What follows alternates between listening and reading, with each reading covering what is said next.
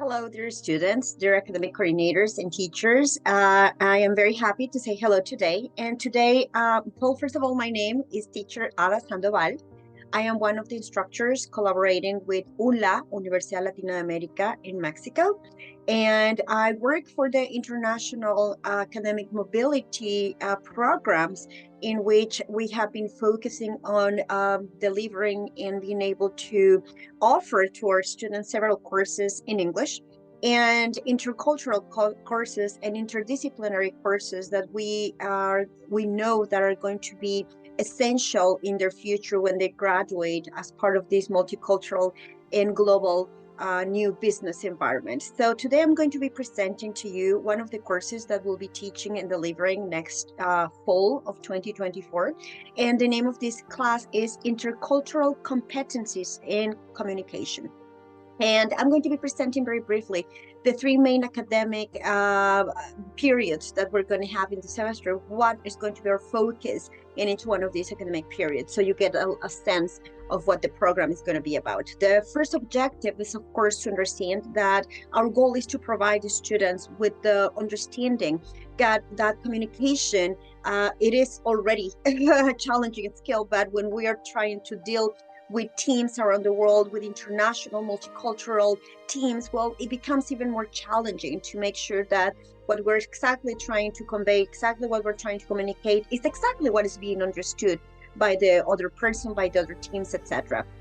So the first academic period is going to be focused on teaching the foundations of intercultural competencies.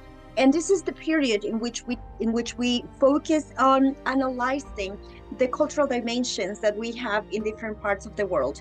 As we all know, in different parts of the world, we see, for example, formality in business in different ways, where in some countries, it is appropriate to dress, formal for any kind of meeting. In some countries, that could be seen as not appropriate, and some countries are more informal. Or also, let me give you a very brief example, or a very quick example. When doing business, for example, with people in Asia from Arab countries, this was like a real situation that happened. This happened in the US. After analyzing the contract that was going to be signed, everybody said, yes, perfect, very good. But at the end, it was like normal for somebody to mention, let's bring the lawyers tomorrow so they can also help us analyze the contract and give us their suggestions. Next morning, the team from this Asian country didn't show up anymore. They actually went back home. And when they tried to analyze, well, what happened? What had happened is that in many Asian countries, in like Arab countries, this meant that we're not trusting you, so we need to call our lawyers. So that was perceived differently. That is why it's so important to analyze the different intercultural dimensions that we have, and also to help our students as future successful global leaders how to deal with different people with different values, with different perspectives, in order for their business, in order for their organizational goals to be achieved in a more successful way. Our second academic period is going to be focused on advanced intercultural communication skills. And this is where everything that we have analyzed about the cultural dimensions, well, now we're going to give the students real strategies about how to communicate effectively with people from other countries, with other perspectives, etc. And again, I'm going to give you another example. Now that I live in Canada, I have been living in Canada for over 3 years now, and also I have lived in the US for several years.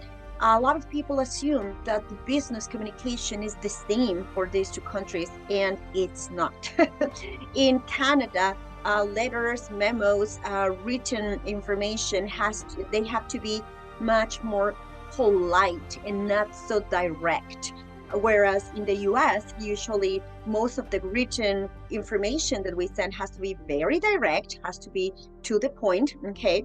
And these are small examples that can help you understand just how important it is to teach our students how to communicate effectively.